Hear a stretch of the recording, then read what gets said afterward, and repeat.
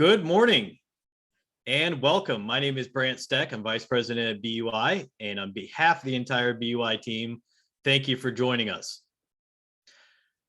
It is my pleasure to introduce our speakers today. Before doing so, I have a couple of quick housekeeping items to address. Number one, this meeting is approved for 1 hour of continuing education credit for CFPs anywhere in the country from Missouri life and health agents and Missouri attorneys. If you're at least one of those, as soon as I'm done with my comments, go to the chat feature of this meeting, which you just hover your cursor over the bottom of the screen, and I will put a link. You click on that link, you enter in your credentials, it comes to BUI and HIPAA protected portal, and we'll see to it that you get the appropriate credit. If you are a CFP, we do need both your CFP ID number and the last four of your social in order to be able to apply for the credit. So please make sure that you include both of those items when registering. Number two, if you have questions throughout this presentation, you'll see that at the bottom of the screen, there is a Q&A feature. Just submit your questions through there. I'll do my best to aggregate the questions and then get your questions answered by our speakers at the end of the presentation. Now, on to the presentation itself. Our presentation today is discussing the importance of reviewing existing permanent life insurance policies and viewing them for what they are: financial products that require periodic care. Our first speaker is Michael Tessler. Michael is BUI's president and has decades of experience in the life insurance business. He's going to share his insights about how the behavior at the carrier level, behavior at the agent level, and behavior from clients can have a huge impact on policy performance. Our second speaker is Brian Seigel. Brian is BUI's Director of Advanced Planning, a former private practice estate and business planning attorney. And I can tell you one of the biggest differentiators between BUI and anybody else that does what we do. Brian's going to talk about how small oversights and errors with titling can lead to disastrous consequences for policy beneficiaries. Our goal is for you to be able to walk away today and have a better understanding of identifying potential red flags in your client's permanent life insurance policies and have a better understanding of how to remedy them to make sure that your clients are best accomplishing their goals and objectives. Without further ado, Michael Tessler. Thanks, Brant, and good morning, everyone. It's no secret that I'm a huge fan of life insurance and recognize the important role it plays in planning for both families and businesses. I think it's also not much of a secret that I feel very strongly about the consumer experience being as favorable as possible. And a lot of that consumer experience is based on consumers' expectations of what's going to happen with their plan. And for a lot of consumers, those expectations are set really, in many instances, based on some of the original assumptions that were used in the sales ledger that was presented to them. So we're going to take some time today to talk about some of those things, talk about some tools that you can use to help your clients better understand their life insurance policies that they already own and make really good selections going forward. Let's start by talking about crediting rates. When I'm talking about crediting rates, I'm talking about either the interest rate on a universal life insurance policy, perhaps the dividend rate on a whole life insurance policy. It could be the sub-account returns in a variable policy, but basically we are talking about what is credited back to a policy. And I chose to speak about crediting rates first because, well, let's face it, they have been on the tip of every tongue as it relates to life insurance for a very long time, because up until very, very recently, we've been on a 30-year declining interest rate situation that has really impacted life insurance policies of all kinds. We're going to talk in greater detail about that as we move forward in the presentation, but it is, again, of all the assumptions versus guarantees, this is one of those assumptions that obviously has affected things, and most policy owners recognize it. But there's other assumptions that they don't recognize as readily. The next one is mortality costs. And what many people don't understand is that life insurance policies provide great latitude to the insurance companies to make changes to these non-guaranteed assumptions, including mortality. In recent years, one of the things that we have seen is that older universal life insurance policies that had very high guaranteed minimum interest rates, like 4.5%, when the insurance companies couldn't reduce interest rates any further, they had to look to other places to help them maintain their profitability on those plans. And one of the places they looked to make those adjustments were other non-guaranteed components of the plans, including mortality assumptions. The administrative charges associated with permanent life insurance plans are also non-guaranteed assumptions baked into these plans. And there's pretty considerable latitude for the insurance companies to make changes to the administrative costs in these plans.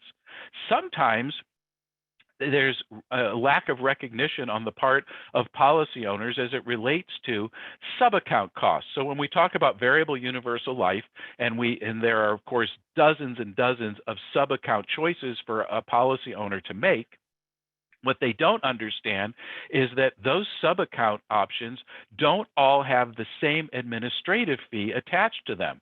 So as they go to reallocate their plans, they may be choosing sub-accounts that have significantly higher administrative costs than one, that they realized, and two, certainly far greater than what was shown on the original sales ledger. Some universal life plans and most whole life insurance plans provide a blending option. And what we mean by that is that there is a term insurance rider added to an existing permanent life insurance plan. Blends are generally used to lower cost or to help performance, but in general, what a blend does is makes a policy, one, more volatile and certainly more dividend dependent. And these blends are, again, another non-guaranteed component that the insurance company has some pretty significant latitude to change. We're going to talk more about blends as we move forward, but again, something that most clients don't understand when they're looking at their original sales ledger. And the last thing I want to talk about is the timing of a claim. And more specifically, I'm talking about some of the plans out there that might provide guarantees, say, to what the insurance carriers like to call life expectancy. So in other words, they guarantee the death benefits, say, to 80, maybe even 85. The problem with that is that, of course, life expectancy is like an average. Half the clients are going to die before it, half the clients are going to die after it. And a lot of clients took a lot of comfort thinking that they had a plan that was guaranteed to life expectancy. What they didn't pay much attention to was what happens after. And after that guarantee goes away, you're back to the current assumptions that in this plan. And if they haven't been monitoring that throughout the life of the policy, they may get a very significant surprise when it comes down to the benefit going, the guarantee going away, and now being totally reliant on these non-guaranteed assumptions.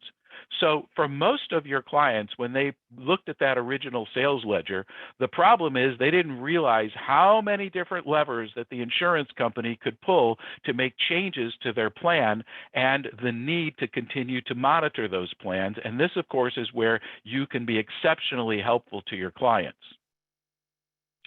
This is the bucket. And if you've never trained with the bucket, I encourage you to become familiar with it. We use it at BUI to help train our associates. We use it with advisors, and we use it with clients. And I sit with a lot of advisors and their clients in meetings to do policy reviews. And I can tell you that I go over the bucket with almost every client that has a universal life insurance policy. And in 99.9% of the cases, I can tell you that the client looks at the bucket and says, no one ever explained it to me this way. I never really understood exactly how my plan worked. And, all I saw was columns of numbers on a 60-page illustration that were pretty hard to understand. So whether we're talking about a current assumption universal life insurance plan, whether we're talking about variable plans, whether we're talking about index plans, they all have certain features in common, and the bucket really helps people to understand them. So let's take a minute to review the bucket. The bucket itself is your client's universal life insurance plan. The water inside the bucket is your client's cash surrender value. The drops of water, as you can see, 2 going in, 2 coming out, represent both credits to the policy and debits from the policy. So in a simple situation, your client puts the premium water into the bucket. The insurance company, now this is a bit of an unusual bucket. It has a spigot on it, which allows the insurance company to come along and turn the spigot and take out money for mortality costs and for expenses, and then ultimately a credit back to the policy in the form of interest. So, of course, the idea is that between the premium going in, mortality coming out, expenses coming out, and then interest going in, that the water in the bucket will reach a certain level. And when your client looked at their original sales ledger, this is what they were really looking at. Even though there are 60 pages to a ledger and lots of rows and columns, those rows and columns represent this: your premium going in, mortality coming out, expenses coming out, and interest going in, ultimately to provide a cash surrender value or an account value to that policy. What a lot of people did not understand is the latitude that the insurance company can take with all of those drops of water. And if you've been paying attention, then you notice the insurance company controls 3 of the 4 drops of water. They control the mortality, the expense, and the interest. Your client controls only 1, and that's the premium. And what most clients didn't understand along the way was that if the drops of water controlled by the insurance company changed, then they needed to make a change to their drop of water.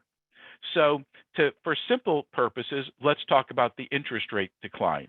And again, we'll go further into that shortly, but that's the one drop of water that most people recognize has changed a lot since they bought their policy.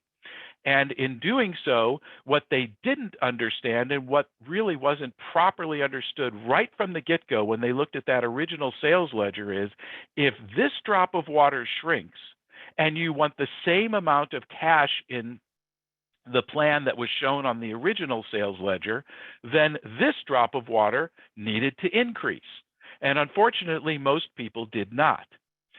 In addition to that, they could have made adjustments along the way, but too often these plans went way too long without any review. And by the time they were being reviewed, the need for water in the bucket was so large, it was absolutely overwhelming to the client who made the purchase of that plan. Now, in today's market, indexed universal life insurance plans have gotten very, very popular. And so I want to take just a quick moment to talk about indexed universal life insurance plans and the credit to the policy. An indexed universal life is a current assumption fixed universal life plan just like any other. And if you look at the bucket on this diagram, it looks identical because it is. Premium goes in, mortality comes out, expenses come out, and an interest credit goes into the bucket.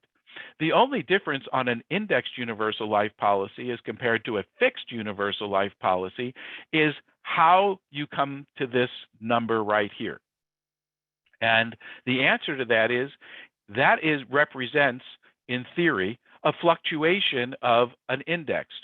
The most prevalent index used is the S&P 500. So for our discussion today, we'll just talk about the S&P. So that drop of water starts up here, a fluctuation or change in the S&P 500. Now, this is not a security. No securities license is required for this plan, and as a result, it does not work like an index mutual fund, for example. And the first thing that gets funneled out of that drop of water are the dividends, because you can't get dividends because it's not a security.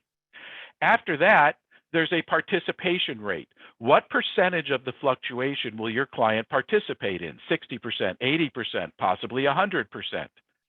Next, there's a cap, a maximum amount that this rate can reach. So for example, in 2021, the S&P went up 26%. And if your cap was at 8%, then you probably got the full 8% credit to your policy. In 2022, right now anyway, the S&P is down 20+%, and therefore in year 2, you're going to get a 0%. It's not a security, you can't lose money. So you've got 2 years with dramatically different returns to the plan, and certainly very different than what was on the original sales ledger.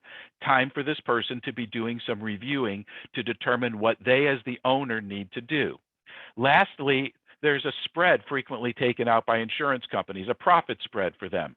So again, you start off with a fluctuation in the S&P 500. You remove the dividends, you apply the participation rate, you apply the cap rate, you take the spread out for the insurance company, and you're left with this drop of water that's going to be the credit to the policy. So let's talk about universal life insurance plans and interest rates. You'll notice that this chart is charting the average universal life insurance rate against the corporate bond index rate. And the reason that I've chosen this is because the vast majority of the assets held by insurance companies are high quality bonds. And as you all know, and especially the group that's on this call that are financial advisors, you certainly know that there has been nothing but declines in the bond market. So if your client made their purchase here, and today we're here, you can clearly see that there has been a decline, and that decline pretty closely follows the bond market, that there has been a decline in the interest rate on your client's plan.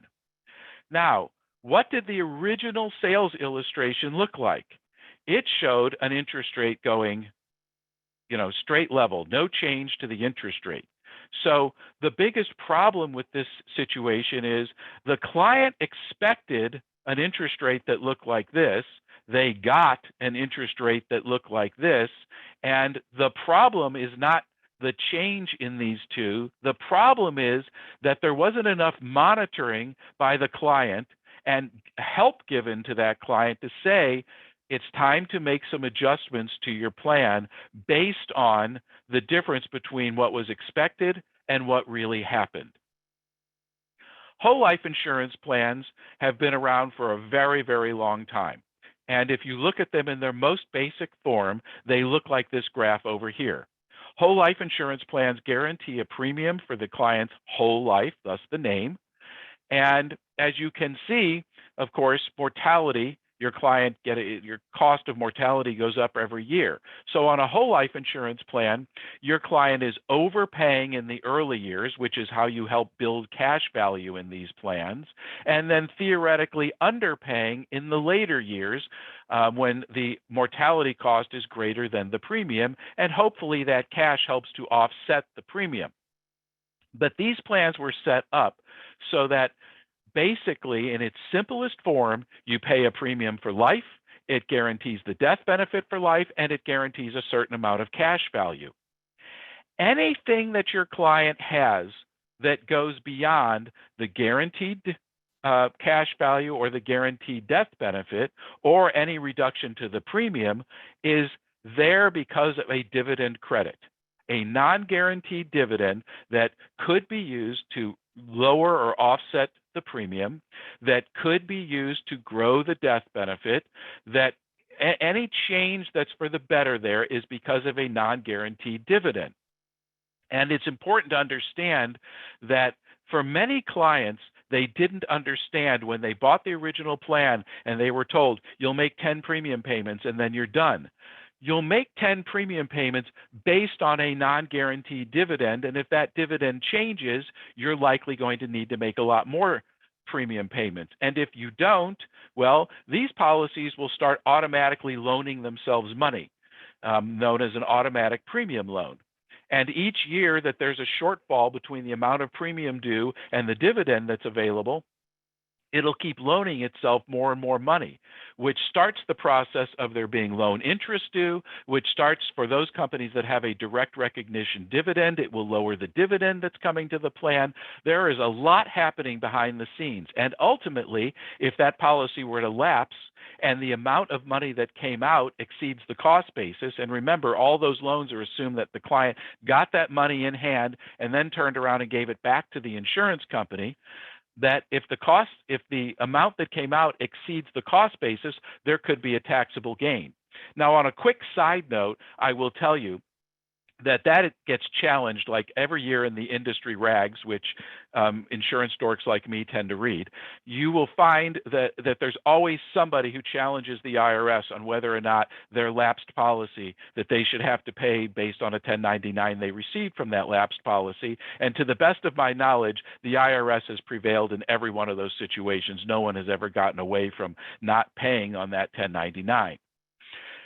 Now, many years ago, to make these plans look more competitive and with competing companies, the insurance companies came out with these term blends, which we discussed a little earlier, these term insurance riders that go on top of these plans. And while these term blends do in fact help to make the policy look more attractive, they do so by removing a lot of what's guaranteed and what is the base guarantee of that whole life plan with this non-guaranteed rider. It's the costs are not guaranteed, and in most plans the dividend is now buying paid up additions on the base plan, and the dividend is supporting part of the cost on the term insurance rider. So obviously when dividends come down, these plans are more significantly impacted than say a straight up base whole life insurance plan. And it is not uncommon for these blends to be very, very large. I mean, literally we see them where it's on $1 million plan, there's a $10,000 base whole life plan with $990,000 of term insurance rider, making it obviously very volatile and very dividend dependent. So when dividends go down, things don't go well for the client. But most clients don't understand that. And I can tell you from sitting in lots of client meetings, if you ask a client, what do you own? I own $1 million whole life insurance policy, when in fact they own a $10,000 whole life insurance policy with a $990,000 term insurance rider on it. Not the same thing. This chart shows you what dividend rates look like for a long period of time. And really what is important for you to recognize is wherever your client bought into a whole life insurance policy and wherever they are, and of course today, what has happened is that those rates have gone nowhere but down. And again, I don't fault any insurance company, whether it's a whole life or a universal life or anything else. The market dictated that things had to change. You saw the corporate bond market earlier. You know that rates had to come down. The important thing, however, that was missed here was the client getting the necessary guidance and advice on what those changes meant to their policy and what was needed to shore it up and get them back to their original expectations based on that original sales ledger. So the client, based on that ledger, saw a dividend rate that was shown as level. And keep in mind, life insurance sales illustrations are 30 years, 40 years, 50 years, depending upon the age of the client. Could be 60 or even 80 years out, showing the exact same assumptions going out 50, 60 or more years. So the client saw this level dividend rate. The reality was they got this kind of a looking dividend rate. And obviously, the expectation versus the reality was that things were very, very different. The problem, again, is not the fact that this is what really happened. The problem is the guidance provided to the client was not there. The reviews were not there. And I can tell you, it's way too often that I'm sitting with an advisor and their client, and when you start asking the client questions about their plan, they tell you, literally haven't reviewed this thing since I bought it. Literally didn't know what all these changes meant. I get an annual statement. I don't understand what the statement meant. I mean, they're screaming for help out there, and it's help that they need from somebody like you. So what are the consequences of the consistently declining dividend and interest rates in today's market? First of all, that a policy can lapse prematurely. This is literally one of the most shocking moments that we see when we're visiting with an advisor and their client in a review meeting, where the client says, the original guy told me to pay X thousands per year. I've paid it every single year. I've done exactly what I was told I could do. And now you're telling me that because of performance issues, that this policy could lapse, even though I did exactly what I was supposed to do. And unfortunately, that was their understanding, that just paying the stipulated premium was what they needed to do, when in reality, what they really needed to do was be doing some review and potentially making changes to that premium. Because most of them really didn't understand from that original sales ledger that additional premium could be needed in the event that there were changes to the non-guaranteed components, many of which we went through in our discussion today. In many instances, people bought plans where they thought they would stop paying premium, a 10 pay, a 15 pay, a pay to 65, whatever the case may be for that client. And the reality is that because some of the non-guaranteed components changed, that those clients are likely going to need to make premium payments much longer. And if they don't make those premium payments for a longer period of time, either they're going to find themselves in a situation where the policy is going to terminate before they intended it to, it's not going to have as much cash as they intended it to, it's not going to provide them what they expected based, again, on the original sales ledger. For clients that were using the policy to accumulate and ultimately distribute the cash surrender value, if there have been significant changes, and they're going to find that their distributions are either going to need to be smaller or shorter or both. So the client that thought that they were going to have income, say, starting at 65 when they retire, and it was going to last until they were 85, they may come to learn that if they take the original amount shown on the original sales ledger and start taking that out as a loan, they may only get, say, 10 premium payments, or 10 distributions until they're 75 instead of age 85. Or they may find that the amount that they can get out between age 65 and 85 is significantly smaller than what they originally anticipated. And then comes one of the biggest concerns out there, which I addressed earlier, and that is these unintended loans. For clients who have basically been through this with a whole life insurance policy, what they remember from that original sales meeting was, I only need to make 10 premium payments. And now they should have, because of declining dividend rates, should have made a lot more payments, and then starts this automatic premium loan cycle, which can end with significant, a tax disaster, to say the least. And not good things happen when unintended loans start. So there's some pretty significant consequences that can happen to your clients from lack of review. And again, really important for you to help those clients who are in that situation. I would be remiss if I didn't talk about carrier acquisitions, because it has become a really prevalent thing in the market today.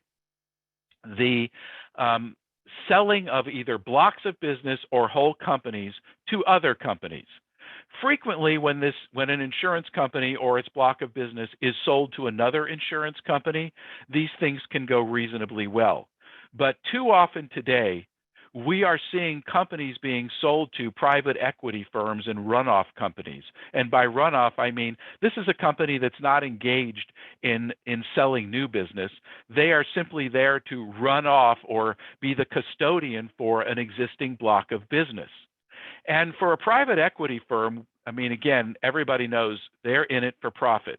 And when they make the purchase of a group of policies or an entire company and their policies, what's one of the quickest and easiest ways to enhance their profitability? And the quick answer to that question is start manipulating the non-guaranteed components associated with those policies. So they can begin the reduction of crediting rates, they can increase the expenses associated with them. There's lots of levers, as we discussed earlier today. There's lots of different places where the contract language gives the custodian a lot of latitude as to what can be adjusted in these plans. In addition to that, they tend to decrease the policy service resources, which is really a terrible disservice to the policy owner. These runoff companies end up with a group of people who are there to take orders. They don't really understand the plans as well. They weren't there when these plans were sold. They are basically not in a position to give great advice to the policy owners when they contact them. And then they start doing other things, start charging them for in-force ledgers and doing all kinds of things that make servicing the policies really, really difficult. And because these companies are not in the business of selling new policies, they're not that worried about their image out there. It's not like somebody saying, well, gee, I don't want to buy from you a new policy from you because I see how you treat the old policyholders. The problem is they're not selling new policies. So how they treat the old policyholders, is that tarnished image doesn't really matter to them. And as you know, with a private equity firm and these other runoff companies, clearly profitability is more important to them than the policyholder well-being. And what you need to take away from this carrier acquisition situation is how important the latitude in the contract is. So when a company is acquired, either a block of business or the whole company, by another firm, you'll notice that the plans that were guaranteed go relatively unaffected because they were in fact contractually guaranteed. So a client that owns a 10, a 15, a 20-year term insurance policy, and that ends up with a new custodian, guess what? They still have a 10, 15, or 20-year rate guarantee that's not going to change. Clients that bought guaranteed universal life insurance plans and had a lifetime guarantee on both premium and death benefit. If that block of business is acquired by another company, again, these are the plans that are there's almost nothing they can do based on the contractual guarantees afforded to the owner. So there's very few changes with those plans. It's the plans with the most levers, the most things that they can change. Again, crediting rates, mortality costs, administrative costs, caps, participation rates, spreads, so on and so on and so on. All those are the levers that these new companies would love to be able to change to improve their profitability. The moral of that story is contractual guarantees matter, and understanding how much latitude the existing company and potentially a custodian may have with that client's policy is really critical. So for several minutes now, we have been talking about the policies themselves and the non-guaranteed components associated with those policies, how to help clients manage those things to have a better experience. We're now going to shift gears a little bit and start talking about other components to the policy, and more specifically, owners and beneficiaries, and how your clients can get the absolute most out of their policies by making smart owner and beneficiary choices. And for that, I am going to turn the reins over to BUI's Director of Advanced Planning, Brian Seigel. Brian? Thank you, Michael, and good morning, everyone. So as you can see, it's really important to review the performance of existing life insurance policies, but those aren't the only issues that exist. It's also important to review policies based on the current ownership and beneficiary structure, because clients like to do what's easy, and what's easy is not always right. Of course, life insurance enjoys some fantastic tax benefits, and those tax benefits can be jeopardized, as well as the simplicity of life insurance. Life insurance is meant to be simple. It's meant to provide a death benefit when it's needed. And again, there can be some additional roadblocks or certainly something that could add additional complication in when it's completely unnecessary. So we'll start with the first issue that we tend to see a lot, which is the unholy trinity, also known as the Goodman triangle. You can think of it this way. If a life insurance policy has three parties, the owner, the insured, and the beneficiary, of course, we know that there's also the insurance company. They're another party, but we're going to disregard the insurance company for these purposes. If all three of those parties are different, then you have the potential for a taxable situation. And so let's walk through a couple of examples to better explain that. I'm going to talk about the first example listed here. Let's say that mom is the owner of a life insurance policy insuring dad's life, and it names the adult children as the beneficiaries. Well, if dad passes away, the way that the law looks at it, and the way that the IRS looks at it, more importantly, is that the owner of the policy has made a gift of the death benefit to the kids. So that means in this example, because mom was the owner of the policy, and let's say it's a $2 million life insurance policy, if she names the kids as the beneficiaries, that's a $2 million gift that she's made, potentially subject to gift tax. And that gets a little more complicated, but for higher net worth clients, this is a major concern. And in addition, let's look at it from a business perspective. The very last example listed here, and this is something we see pretty frequently.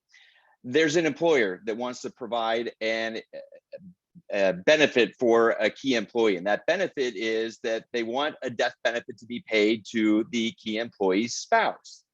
So the company is the owner of the life insurance policy, insuring party number 2, the key employee, and party number 3 is the beneficiary, that is that key employee's spouse. Key employee passes away, the death benefit pays out to the key employee's spouse. That is considered payment of cash from the business to the key employee's spouse. So if you have $1 million death benefit that's paid out, of course, we know that life insurance death benefits are generally paid income tax free.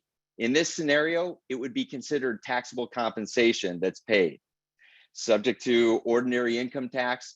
Again, that can all be avoided. And here's the rule on how to avoid the unholy trinity. The insured should also be the owner of their own life insurance policy. If the insured is not the owner, then the owner should also be the beneficiary of the policy. That will alleviate most of the unholy trinity issues. Now, we do have a one-page document on this concept that can help to explain it to a client, and even for your own interest, we'd be happy to provide it. Certainly just feel free to reach out to anyone at BUI and we can provide that for you. The other alternative certainly is I field calls each and every day about ownership and beneficiary issues, and I'm certainly happy to explain or discuss any client situation with you. All right. Issue number 2 that we see frequently is naming a minor as a beneficiary. And clients, again, like to do what's easy. And so what do? Well, they name the spouse as the primary beneficiary, and they just figure, okay, well, I'll name my kids as the contingent beneficiary. And if those children are minors, well, minors cannot legally own assets until they reach the age of majority. So what does that mean? It means that the assets would pass to the kids. The life insurance death benefit you would think would just be paid out to the kids. It's not. And that's because the insurance company won't just pay that life insurance death benefit to the kids. Instead, the insurance company is going to wait until someone is appointed as the financial guardian or conservator of a child's estate. And that means that there has to be someone who's appointed to oversee the funds on behalf of the child. And this is done through the probate court, so you can start to see where it gets more complicated. And on top of that, the conservator, the person appointed, has to go to the court to have any expense approved, each and every expense, and has to account at the end of the year for every penny that's been expended. And that expenditure or the total expenditures for the year better not be off by even a penny, because if it is, then the court's going to ask why. There's additional complication, and the funds are also turned over to a child once they reach the age of majority, state dependent on what age that's going to be, but it's generally 18 or 21. So you're talking about a large amount of cash that's being turned over to someone who's 18 or 21, may not be the best situation. A few ways to avoid this. Number 1 is a testamentary trust, and that's the fancy way of describing a trust that's created within a will or within a revocable trust. And in a will, it's frequent that, okay, in my will, I say I leave all my assets to my spouse. If my spouse is not living, then I leave my assets to my children in trust, and I lay out the terms of that trust. It's that trust that could be named as the beneficiary of a life insurance policy. A revocable trust is generally going to provide for the distribution no matter what. It's going to provide for all contingencies. And so make sure that that death benefit is ultimately distributed to the beneficiaries as provided for under the trust. And then last but not least, not the preferred method, but the next best option is a designation under the Uniform Transfers to Minors Act, UTMA.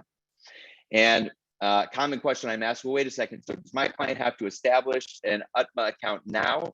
No, you can actually establish the designation.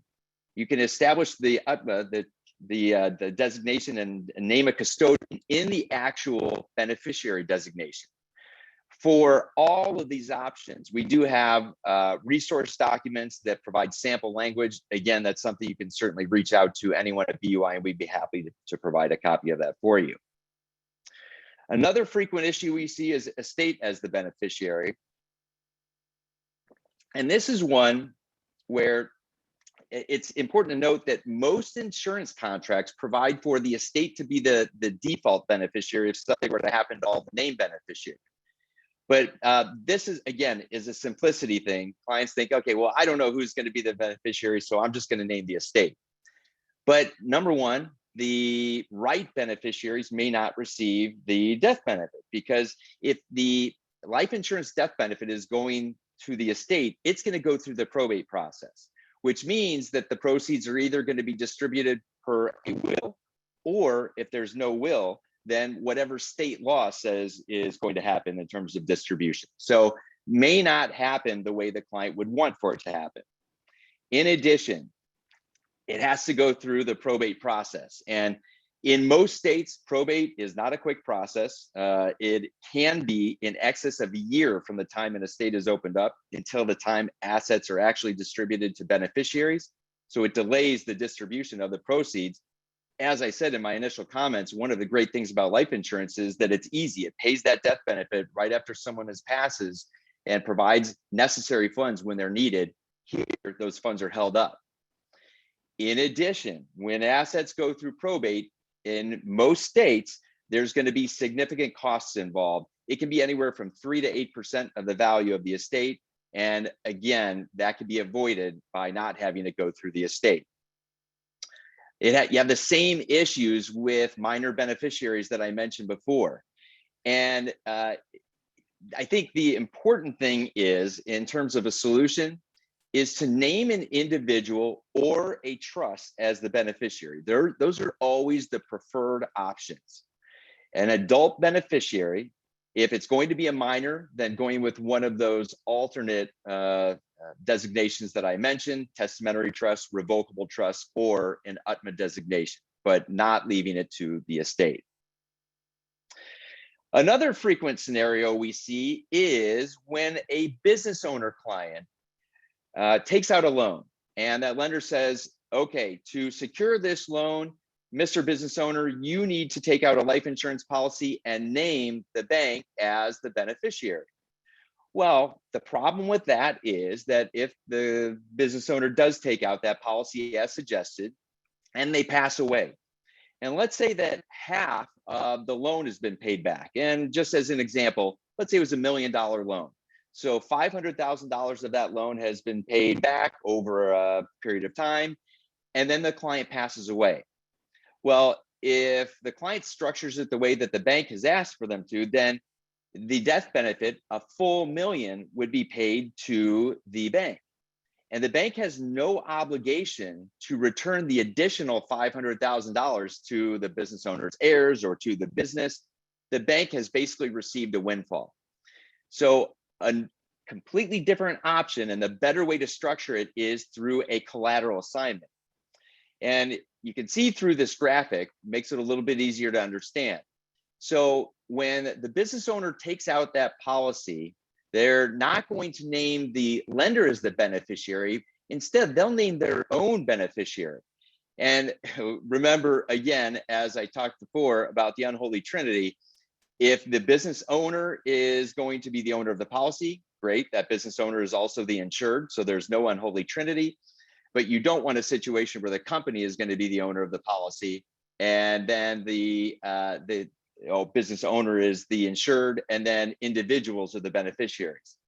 Instead, what you want is for the business to be the owner and beneficiary of the policy, or for that business owner to be the owner of the policy and the insured. You avoid the unholy trinity that way. But back to the life insurance with the collateral assignment. So what you want to do then is put a collateral assignment in place that says that What will be paid to the lender is the interest as it appears under the loan at that time. So basically it says whatever is owed to the lender at that point in time when the business owner passes away will be paid to the lender. The remaining death benefit will be paid to the policy beneficiary or beneficiaries. So in other words, the lender does not receive a windfall. All right, something that can frequently be a problem, especially for high net worth individuals, is individually owned life insurance. And we have a process at BUI called estate evaluation. It is the comprehensive review of a high net worth client's current estate plan. And through this process, it is remarkable how many estates we see that are currently subject to estate tax or are projected to be subject to estate tax. And the life insurance policies are personally owned by the client. The problem with that is that when a client passes away and they have a personally owned life insurance policy, that death benefit is treated as cash in the estate. It is part of the taxable estate. So when your client has a $2 million life insurance policy and they already have a taxable estate, well, guess what? 40% of that death benefit, or $800,000, is going to be gone to estate taxes. So they don't really truly have a $2 million death benefit. They have a $1.2 million death benefit. So the easy way to avoid these issues and not have the life insurance policy be part of the taxable estate is to have an irrevocable life insurance trust, or ILIT, own the policy. When an irrevocable trust owns the policy, it is held outside of the taxable estate and will not be subject to estate taxes when that death benefit pays out. So what's really important is to make sure that the policy is owned by the trust from the inception of the policy. So if you can avoid transferring a policy into a trust after the fact, after the trust is in existence and after the policy has already gone in force, then it's going to be beneficial, because there is something called a 3-year rule. Our next issue, where if an asset is transferred within 3 years of death, so it's transferred in contemplation of death, as the government is concerned about, then that asset value is brought back into the taxable estate. And life insurance is frequently looked at in this area as a major concern by the government, because if a policy is transferred to a trust, let's say it's gifted to the trust, well, a policy, a $2 million policy under my example before, may have a value of $100,000, $200,000, $300,000, whatever it is, it's gifted to the trust. But when the death benefit pays out, it's $2 million out of the estate. So $2 million of gift tax, lifetime gift tax exemption was not used. It may have been a few $100,000. So that's the concern of the government. And so they don't want for you to be able to transfer a life insurance policy right before you die to a trust and then keep that death benefit outside of the taxable estate. So there are a couple of ways to address this. Number one is the easy one: don't die within 3 years. And I'm sure most clients don't anticipate dying within 3 years. So the other option is, instead of gifting a policy to a trust, sell that life insurance policy to a trust. Now, I say to a trust, and I use that term loosely, and I have to be careful because it has to be structured as an irrevocable grantor trust. What we get concerned with is potential income tax consequences if a policy is sold to the trust. But when it's a grantor trust, that means that the grantor is the owner of that trust for income tax purposes. So basically, it's as if nothing occurred on an income tax basis. The client sold the policy to themselves for income tax purposes. But for estate tax purposes, the policy is outside of the taxable estate. All right, so I saved the most complicated for last. And of course, we know that life insurance death benefits are generally going to be received free of income tax when they are paid out. But there are some exceptions to that. And one of the major exceptions that is frequently overlooked is this transfer for value rule. Basically, if a policy is transferred for valuable consideration, then it can make the death benefit subject to income tax. Now, I say can. There are some exceptions that I'm going to go over in just a minute, but frequently people will say, well, okay, yeah, I transferred it to my business and I didn't pay anything for it, so there was no consideration. This is what trips people up. Let's say a policy is transferred to a company because it's going to be used for buy-sell purposes. Well, if that's the case, then the valuable consideration is the buy-sell arrangement. And so there is valuable consideration. And so it's very easy to get tripped up with this and have the transfer value rule apply when most clients would think that it wouldn't. So luckily, as I said, there are some exceptions here. And number one, the policy can always be transferred to the insured, and that's an exception, to a partner of the insured, to a partnership in which the insured is a partner, also to a corporation in which the insured is a shareholder or officer. Note with that, though, that it does not include, an exception is not to transfer to a co-shareholder of a corporation. You have to have a partner in a partnership or to an actual partnership or to the corporation. Last one is a transfer of a policy where the transferee takes the transfer's basis. The easiest one to think of there is when there's a gift of a policy and there is no consideration. So when you fall within one of these exceptions, it will not make the death benefit subject to income tax. But again, we have resource documents, and if you have a specific client that you would like to discuss or concerns about a specific situation, certainly reach out and I'd be happy to discuss that client with you. So with that said, I'm going to turn it back over to Brant to make some closing comments. Okay, thanks, Brian. So for all attendees, just a quick reminder before we get into the question and answers, that BUI offers a process called performance evaluation. Our performance evaluation process takes on all the heavy lifting. So your client essentially completes an information gathering kit that authorizes us to be able to go and collect in-force data. So ledgers, policy statements, cost basis, et cetera. We review the titling and we review the plans and put it together in a format that is very educational for the client and really shows them, you know, if you stay on the path you're on in terms of premium, here's what's going to happen. Here's what you need to do to pay, or what you need to pay into this policy to give it the best chance for success. Here's what it looks like to just walk away from it altogether. And then here's how all that compares to current market options. In other words, are you paying a fair price? Our one requirement for performance evaluation is $100,000 in aggregate in cash value among the policies. And if you want to learn more, reach out to anybody on the BUI marketing team. With that said, we got a number of questions. I'm going to go chronologically. So I'm going to start with Michael. Michael, there's a question related to the mortality. So the question is, with traditional long-term care insurance, a carrier needs to go to the state and demonstrate claims experience is such that an increase is necessary to meet claims obligations. Do life insurance companies have to do the same to raise the mortality cost on in-force blocks of business?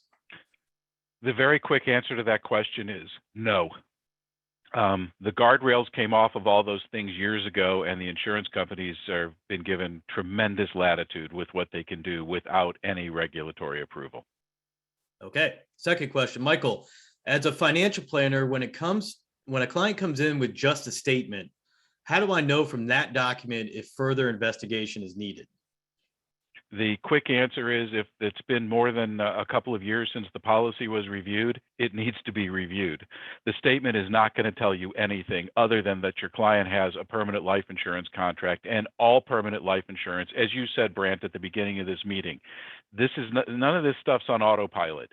It needs to be reviewed and potentially adjustments made. So, and by the way, an annual statement is a fairly useless document, unfortunately.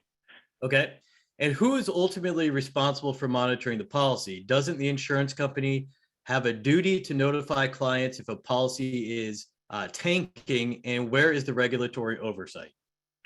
The quick answer to that question is the owner has all the duties of ownership.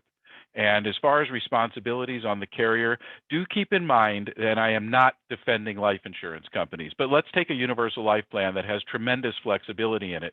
And let's assume that it looks like this plan could lapse in the next 4 or 5 years. Well, the insurance company does not know the current health of that person. Maybe they intend for it to lapse in 4 or 5 years because they're terminal.